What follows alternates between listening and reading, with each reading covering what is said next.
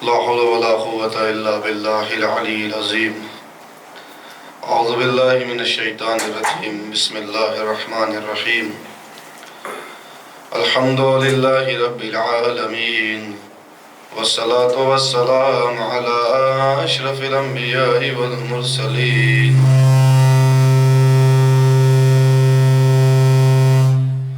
والشهداء والصديقين وعلى جميع عباد الله الصالحين.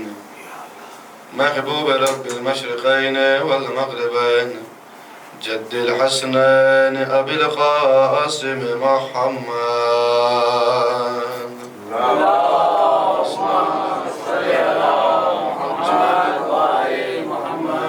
وعلى آله الطيبين الطاهرين المعصومين المظلومين المنتجبين الأكرمين، ولعنة الله على أعدائهم أجمعين من يومنا هذا إلى قيام يوم الدين.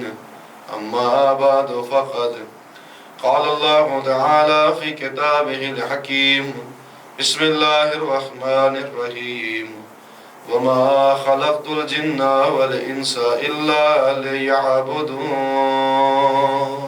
صلوات اللهم صل على محمد وآل محمد وسلم. خداوند عالم اپنی بابرکت اور مقدس کتاب قرآن مجید میں انسان کی خلقت کا مقصد بیان کرتے ہوئے ارشاد فرماتا ہے کہ وَمَا خَلَقْتُ الْجِنَّ وَالْإِنسَ إِلَّا لِيَعْبُدُونَ، کہ ہم نے انسان اور جنات کو خلق نہیں کیا مگر اگر خلق کیا ہے تو عبادت کے لیے.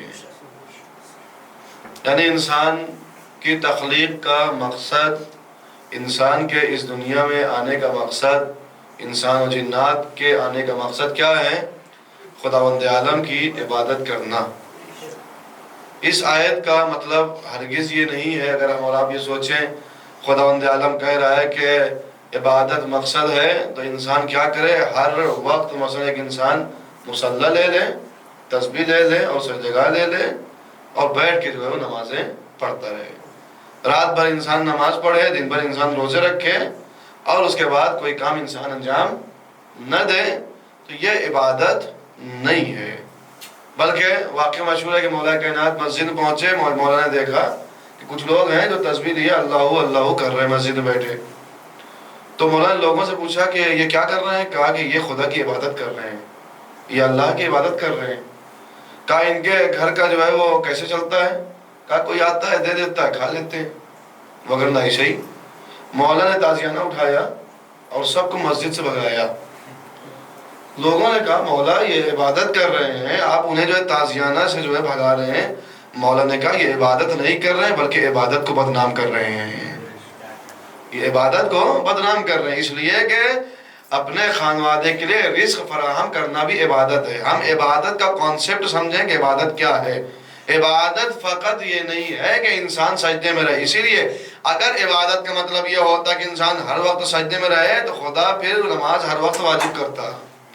خداوند عالم نے جو کچھ ٹائم رکھا ہے، اس کا مطلب یہ ہے کہ انسان فل ٹائم عبادت نہ کرے. لیکن یہ جو آیت قرآن کہہ رہی ہے کہ انسان عبادت کے لیے خلق کیا گیا ہے، تو عبادت تو ہم مثلا 5 ٹائم پہ کرتے ہیں: فجر، ظہر، عصر، مغرب، عشاء. مگر اس کے بعد تو ہم عبادت نہیں کرتے. مگر خدا کہہ رہا ہے کہ ہم نے عبادت کے لیے خلق کیا ہے، تو کیسے عبادت کریں؟ خداوند عالم نے آواز یاد رکھو، اپنے زندگی کے کاموں کو بھی عبادت میں شمار کر سکتے ہو. کیسے؟ کہ آفس میں بیٹھے ہو، کام کر رہے ہو، کوئی بھی معاملہ کر رہے ہو، اس میں بھی یہ خیال ہے خدا کی رضا کے خلاف یہ معاملہ نہ جائے. اگر خدا کی رضا کے خلاف آپ معاملہ نہیں کر رہے ہیں، آپ دکان میں بیٹھ کے کوئی سامان بیچ رہے ہیں، اللہ کی مرضی کے خلاف آپ ایسا کوئی کام نہیں کریں گے، نہ کسی کو دھوکہ دیں گے، نہ حرام مال بیچیں گے، کیا ہوگا؟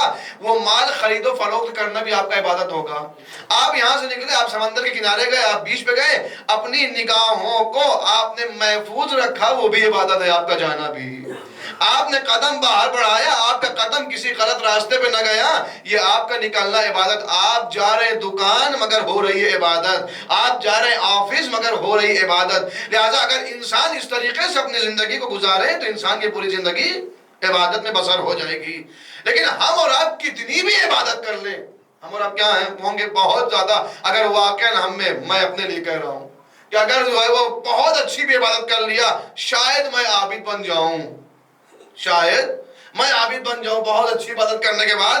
کتنی بھی اچھی، کتنی بھی اخلاص کے ساتھ ہم اور آپ عبادت کریں تو تب بھی گارنٹی نہیں ہے کہ ہمارا شمار عابدین میں ہو۔ مگر کیا کہنا اس ذات کا کہ جو عابدین کی بزم میں آیا تو زین العابدین کہلایا، ساجدین کی بزم میں آیا تو سید الساجدین کہلایا۔ صلوات پڑھیں گے محمد و آل محمد پر۔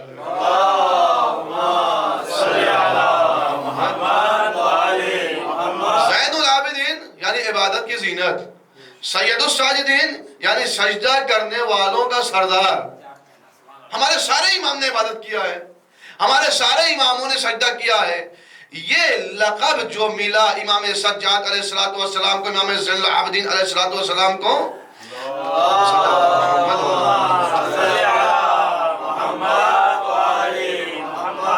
15 جمادی الاولیٰ 38 ہجری میں آپ کی ولادت ہوئی۔ 2 سال کے بعد یعنی اپنے دادا کے ساتھ کتنا رہے؟ 2 برس۔ 2 سال کے بعد مولا کائنات کی شہادت ہو گئی۔ اس کے بعد 50 ہجری میں امام حسن کی شہادت، 12 سال اپنے چچا کے ساتھ رہے۔ اس کے بعد 60 ہجری 22 سال تقریباً جو ہے وہ اپنے والد صاحب کے ساتھ رہے۔ اور اس کے بعد تاریخ امامت میں پہلی شخصیت ایسی ہے کہ جس کی امامت کا آغاز مصیبتوں سے ہو رہا ہے۔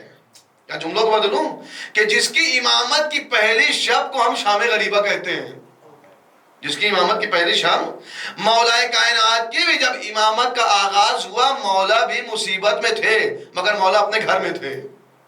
امام علی رسول اکرم کی وفات ہوئی، رسول اکرم کی وفات کے بعد امام علی کا امامت کا آغاز شروع ہوا ظاہری طور سے، وگرنہ امام بچپن سے امام ہوتا ہے۔ ظاہری طور سے امامت جو شروع ہوئی رسول اکرم کی وفات کے بعد، اس وقت مولا کائنات کے گھر پہ حملہ ہوا۔ آپ نے سنا گزشتہ مجلسوں میں گھر جلایا گیا، مولا کائنات مصیبت میں تھے مگر اس کے بعد بھی مولا اپنے گھر میں تھے۔ امام سجاد کی جو مصیبتوں کا آغاز، امامت کا آغاز مصیبتوں سے ہوا، امام کہاں تھے؟ صحرا اور بیابان میں تھے۔ اور ایسے عالم میں امام زین العابدین علیہ السلام تھے۔ امام علی جس وقت امامت کا عہدہ ظاہری طور سے سنبھالا، امام علی اپنے ہوش و حواس میں تھے، مگر جس وقت امام زین العابدین علیہ السلام کو امامت ملی ہے اس وقت جناب زینب نے آ کے جگایا ہے، میرے لال اٹھو، حسین قتل کر دیے گئے۔ ایسے مرحلے میں امامت کا آغاز ہو رہا ہے اور اس کے بعد امام سجاد کس کے لیے فرما رہے ہیں؟ جناب زینب کے لیے۔ کیا فرمایا؟ کہا میری پھوپھی زینب اتنے زیادہ مصائب اور مصیبت کے بعد کہ آپ نے کربلا کی مصیبتیں سنی ہیں، شام غریبہ سے جو مصائب، اس کے بعد امام سجاد فرما رہے ہیں کس کے لیے؟ جناب زینب کے لیے۔ ایک امام معصوم کہہ رہا ہے جناب زینب کے لیے کیا کہ اتنے مصیبتوں کے بعد بھی میری پھوپھی کی کسی بھی راستے میں کبھی نماز شب قضا نہیں ہوئی۔ کس کے لیے؟ جناب زینب کے لیے۔ تو اب اندازہ لگائیے، وہ تو امام معصوم ہے، تو امام سجاد کے لیے تو ہم سوچ بھی نہیں سکتے کہ امام سجاد کی کوئی نماز معاذ اللہ جو ہے قضا ہوئی ہو۔ امام معصوم ہے، لہٰذا امام معصوم کی تو کوئی نماز قضا ہو ہی نہیں سکتی۔ تو لہٰذا میرے عزیزوں، ایسے عالم نے جس نے عبادت کیا اسے زین العابدین کا لقب ملا، اسے سید الساجدین کا لقب ملا۔ اور امام کے لیے مشہور ہے کہ نعمت ملتی تھی امام شکریہ ادا کرتے تھے۔ ہم سب بھی شکر کرتے ہیں نعمت ملتی ہے تو، اور اس کے بعد جو ہے مصیبتیں ٹل جاتی ہیں امام شکریہ ادا کرتے ہیں۔ ہم بھی شکریہ ادا کرتے ہیں، مصیبتیں آتی ہیں ٹل جاتی ہیں، ہم شکر ادا کرتے ہیں۔ لیکن امام زین العابدین علیہ السلام کی ایک صفت یہ تھی، مصیبت آتی تھی تب بھی سجدہ شکر کرتے تھے۔ جب مصیبت نازل ہوتی تھی تب بھی سجدہ شکر کرتے تھے۔ پوچھا جاتا تھا مولا مصیبت نازل ہونے پہ آپ سجدہ شکر کر رہے ہیں؟ امام زین العابدین علیہ السلام آواز دیتے تھے خدا کا شکر ہے کہ اس مصیبت کے لیے خدا نے میرا انتخاب کیا، خدا کا شکر ہے کہ اس مصیبت کے لیے خداوند عالم نے میرا انتخاب کیا۔ لہٰذا اس میں بھی شکریہ بجا لایا جا رہا ہے۔ زین العابدین لقب، سید الساجدین لقب۔ سید الساجدین امام کا ایک لقب اور ہے ذو الصفنات۔ امام ذو الصفنات لقب کیوں پڑا؟ امام کے پیروں میں کثرت عبادت سے پیر کے ٹکنے میں، امام کے ٹکنے میں باقاعدہ امام اس کو تراشتے تھے، گانٹھ پڑ جاتی تھی۔ امام اس کو تراشتے تھے، اتنا زیادہ امام عبادت کرتے تھے کہ امام باقاعدہ اسے تراشا کرتے تھے، اس لیے امام کا لقب پڑا ذو الصفنات۔ ایسی عبادتیں، تو اب ذرا اندازہ لگائیں چاہنے والوں کی عبادتوں کا کیا حال ہونا چاہیے، امام کے ماننے والوں کی عبادتوں کا کیا حال ہونا چاہیے۔ لہٰذا ہماری اولاد کے ہم امام کے چاہنے والے، زین العابدین و سید الساجدین کے چاہنے والے ہیں، لہٰذا ہماری زندگی میں بھی عبادتوں کی کثرت ہونی چاہیے، عبادتوں کو بڑھنا چاہیے۔ اور یہی سے جو ہے چونکہ آخری جو ہے پروگرام ہے، آخری مجلس ہے، لہٰذا جو ہے وہ ایک پیغام بھی آپ کے حوالے جاتے جاتے کہ کم سے کم، میں صبح میں جو یہاں پہ لوگ رہتے ہیں ان سے میں کہہ چکا ہوں کہ کم سے کم یہاں پہ جب کوئی مولوی آئے، پورا سال تو آپ کے پاس نہیں رہتا کوئی مولوی، آپ کے پاس کبھی جو ہے خمسے، کبھی عشرے، اس طریقے سے کوئی مولوی آپ کو ملتا ہے۔ لہٰذا اب آپ کی ذمہ داری یہ ہے کہ اگر کسی نے آپ کے لیے فراہم کیا کسی عالم کو، تو آپ کی ذمہ داری یہ ہے کہ آپ اگر 5 دن ملا ہے تو پوری طریقے سے اس سے استفادہ حاصل کریے، اس سے فائدہ اٹھائیے۔ آپ کی بستی میں جو ہے نہیں تو کیا ہوگا، وہ آئے گا، اس کو مجلس پڑھنا ہے، مجلس پڑھ تو چلا جائے گا، اس کو لفافہ مل جائے گا، اس کا کام ہو گیا۔ مگر میں خود، چونکہ میری یہ ذمہ داری ہے، میں یہ کہہ رہا ہوں کم سے کم آپ آئیے تو آنے کے بعد اس سے فائدہ اٹھائیے۔ فائدہ اٹھانا صرف یہ نہیں ہے کہ آپ مسئلہ مسائل آگے پوچھئے، مسئلہ مسائل آپ فون کر کے بھی پوچھ سکتے ہیں۔ فائدہ اٹھانے مطلب کیا ہے، واحد ایک ایسی چیز ہے، مجلس بھی آپ آن لائن سن لیتے ہیں، آن لائن کر لیتے ہیں، واحد ایک ایسی چیز ہے جو آپ آن لائن نہیں کر سکتے، کیا؟ نماز جماعت۔ آن لائن آپ نہیں کر سکتے نماز جماعت کا پروگرام، لہذا کوشش کریں کوئی آئے، آپ اس کے پاس بیٹھیے، آپ اس کے کہنے سے ٹائم مت سیٹ کریے، آپ اپنا بتائیے آپ کتنے بجے آتے ہیں، 7 بجے فری ہوتے ہیں جناب، ہم لوگ 7 بجے آئیں گے، 7 بجے نماز جماعت رکھیے، ہم لوگ آ جائیں گے، 7:15 بجے ہم لوگ آتے ہیں، 7:15 بجے رکھیے، ہم لوگ آ جائیں گے۔ لہذا کوشش کریے جو بھی آئے اس سے پوری طریقے سے فائدہ حاصل کریے، اس لیے کہ ہم اور آپ سب جانتے ہیں، جو یہاں افریقہ میں، چاہے یہاں ہو چاہے کہیں بھی ہو، افریقہ میں جو رہتا ہے، باہر آپ جاتے ہیں آپ کو باہر کہیں دین نہیں ملتا، جو تھوڑا بہت دین آپ امام بارگاہ میں یا اپنے گھروں میں کہیں ایسا کھانا بنائے ہوں گے، تھوڑا بہت جو بناتے ہیں وہ باہر جا کے جو ہے وہ خراب ہو جاتا ہے۔ باہر سوائے بے دینی کے، باہر سوائے خرافات کے، ان چیزوں کے علاوہ آپ کو کچھ نہیں ملتا۔ لہٰذا اگر خمسے کے ذریعے، چاہے ایام فاطمیہ ہو چاہے محرم ہو، اگر اس کے ذریعے سے تھوڑا سا آپ کو امام بارگاہ میں آ کے باعمل بننے کا موقع مل رہا ہے تو اس وقت کو ضائع نہ کریں، بلکہ محرم کے توسط سے اور شہزادی کے توسط سے فائدہ اٹھائیں، اپنے آپ کو باعمل بنائیں۔ چلو آج پڑھیں گے محمد و آل محمد پر۔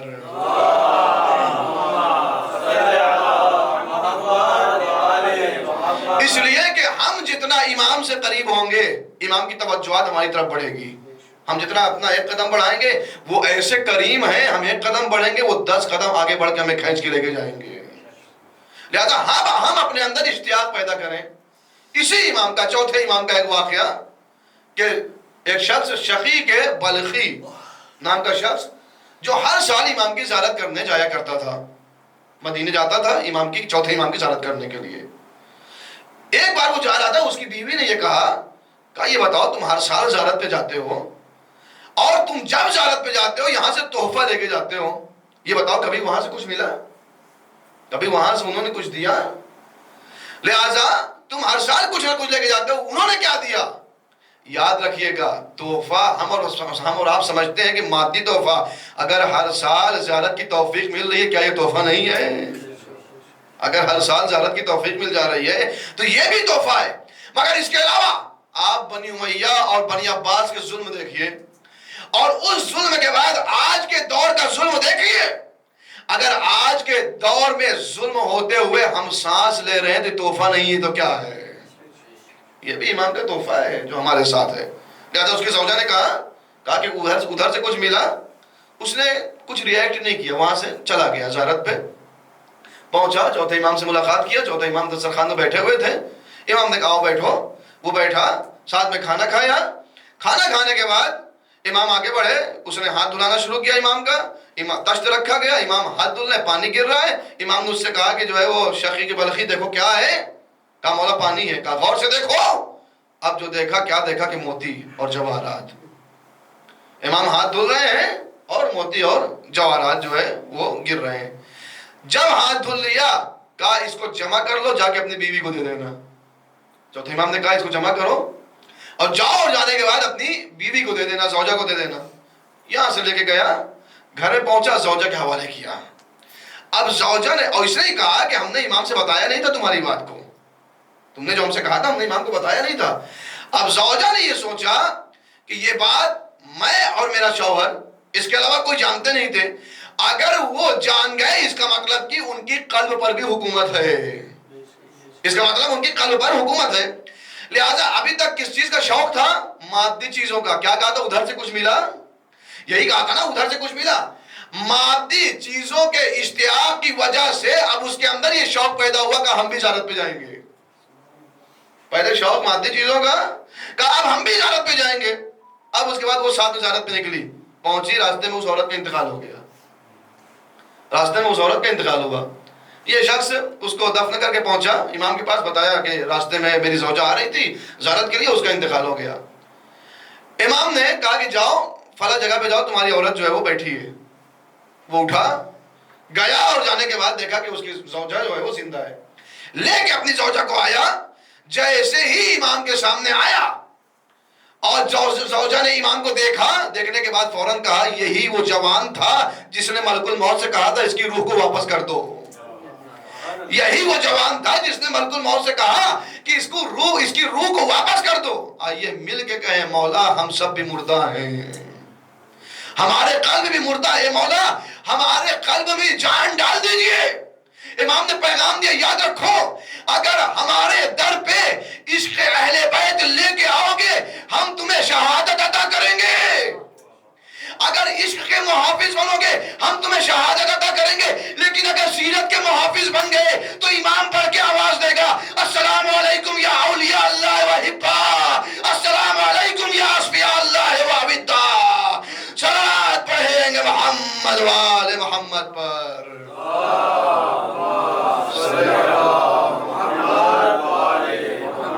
لہذا میرے عزیزوں، امام کی زندگی، میں نے عرض کیا کہ امام کی زندگی بڑے ہی مشکلات کے عالم میں امام کی زندگی آگے بڑھی ہے. اور اس کے بعد زندگی آگے بڑھتی رہی. آپ زین العابدین بنے، آپ سید الساجدین بنے. توکل آپ کے اندر بہت زیادہ تھا. امام زین العابدین علیہ السلام کے اندر توکل بہت زیادہ تھا. واقعہ مشہور، امام حسین پہنچے، امام زین العابدین علیہ السلام بیمار ہوئے. تو امام حسین علیہ السلام پہنچے اور پہنچنے کے بعد کہا کہ بیٹا کوئی حاجت ہے بیان کرو. تو امام نے جواب کیا دیا؟ امام نے فرمایا کہ بابا حاجت تو ہے مگر حاجت جس سے ہے وہ جانتا ہے، جس سے وہ جانتا ہے.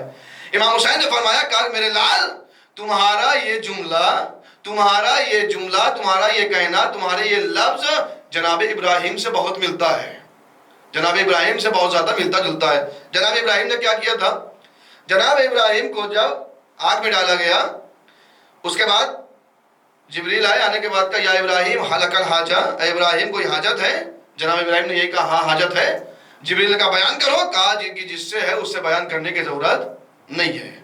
خداوند عالم کو یہ توکل اتنا پسند آیا جناب ابراہیم کا، خداوند عالم نے آواز دی یا نارن کونی بردن و سلام علی ابراہیم، اے آگ ٹھنڈی ہو جائے ابراہیم کی سلامتی کے لیے.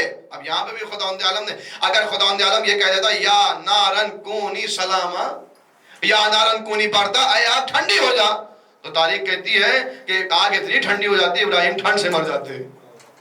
آگ اتنی ٹھنڈی ہوتی ابراہیم ٹھنڈ سے مر جاتے. کیا کہا؟ بردن و سلامن، اتنی ٹھنڈی ہو جا کہ ابراہیم سلامت رہے. رک ایک جملہ کہوں، میرے مالک تو نے یہاں پہ جناب ابراہیم کے لیے آگ کو ٹھنڈا کر دیا. اور واقعہ آپ نے سنا ہے کہ جب فرعون نے جو ہے وہ جناب موسیٰ کو چھوڑا آگ کے سامنے، جناب موسیٰ کا ہاتھ جل گیا، جناب موسیٰ کا ہاتھ جل گیا. پروردگار یہاں ابراہیم کے لیے آگ کو ٹھنڈی کرتا ہے، وہاں موسیٰ کا ہاتھ جلا دیتا ہے. معبود یہ فرق کیا ہے؟ کہا فرق نہیں ہے. کہا کیوں؟ کہا اس لیے کہ میرا مقصد ایک تھا، میرا ہدف ایک تھا. ہدف کیا تھا؟ کہا ہدف تھا نبی کو بچانا، ہدف تھا نبی کو محفوظ رکھنا. ابراہیم تب بچ سکتے تھے جب آگ ٹھنڈی ہو جائے، موسیٰ تب بچتے جب موسیٰ کا ہاتھ جل جائے. صلوات پڑھیں گے محمد وآل محمد پر.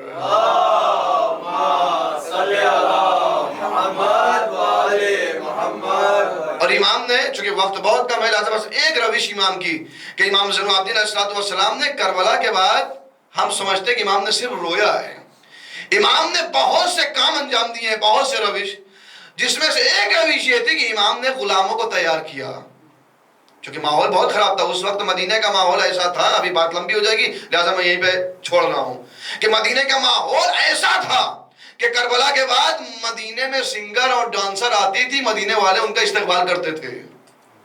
سنگر کا انتقال ہوتا تھا، تاریخ نے لکھا کہ ایک سنگر کا انتقال ہوا، مدینے والے نماز جنازہ سنگر کی پڑھنے ایسے گئے کہ رائی کے دانے کے برابر جگہ نہیں تھی اس مدینے میں۔ حتیٰ امام زین العابدین علیہ السلام نے مدینہ چھوڑ دیا تھا، یمبو نام کی جگہ مدینے سے قریب ہے، وہاں رہنے لگے تھے امام، اور پھر وہاں سے جا کے جو کام کیا غلام خریدتے تھے۔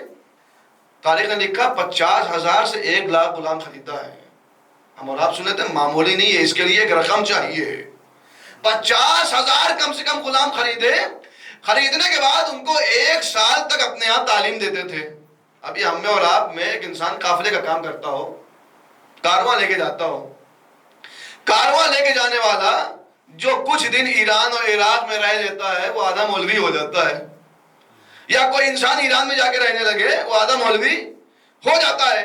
اب ذرا اندازہ لگائیں کہ جو 1 سال غلام چوتھے امام کے ساتھ رہے، 1 سال چوتھے امام کے ساتھ، زین العابدین کے ساتھ غلام رہ رہا ہے، تو کیا ہوا؟ وہ ہم لوگوں سے بہت بڑا مبلغ اور عالم۔ ہماری بے ساتھی کیا ہے، ہماری حقیقت کیا ہے؟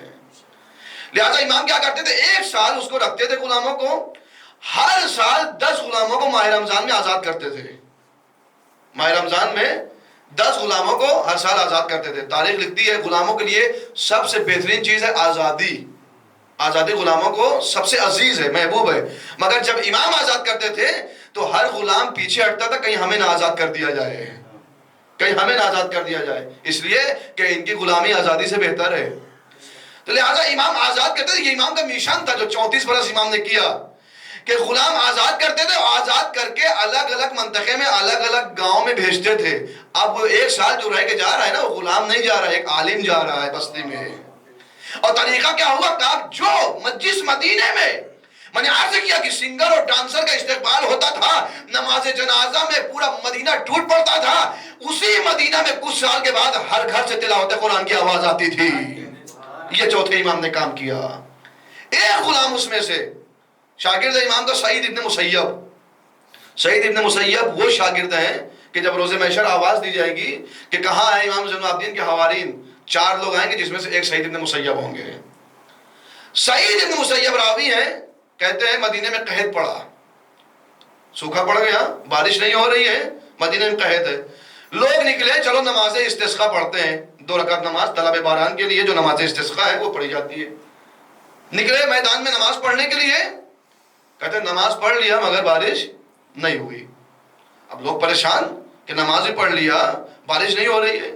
سعید ابن مسیب کہتے ہیں میں نے ایک سیاہ فام غلام کو دیکھا، ایک سیاہ چہرے والے غلام کو دیکھا جو پہاڑ پہ گیا، اور پہاڑ پہ جانے کے بعد اس نے اپنے ہاتھوں کو بلند کیا، کہتے اتنا بارش ہوئی کہ میں ڈر گیا کہیں مدینہ ڈوب نہ جائے، اور اس کے بعد اس نے اپنے ہاتھوں کو نیچے کیا، بارش رک گئی۔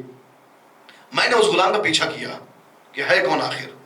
سعید ابن مسیب کہتے ہیں میں نے پیچھا کیا، پیچھا کرتے کرتے میں پہنچا، میں نے کیا دیکھا، چوتھے امام کے گھر میں داخل ہوا، چوتھے امام کے گھر میں پہنچا۔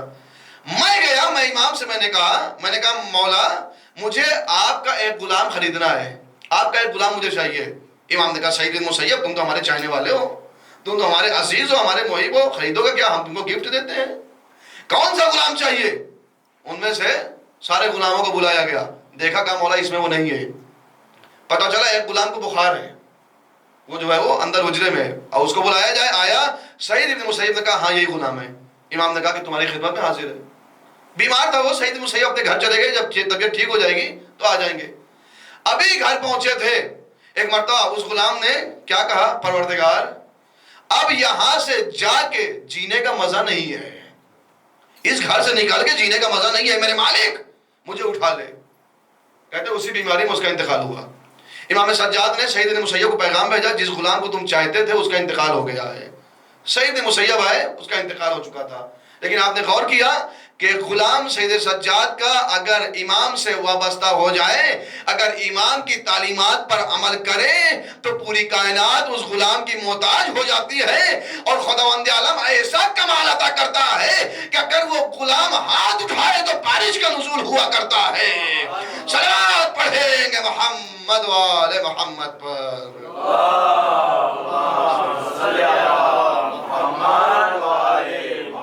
بسم اللہ الرحمن الرحیم، ان اللہ و ملائکتہ یصلون علی النبی یا ایھا الذین آمنوا صلوا علیہ وسلموا تسلیما۔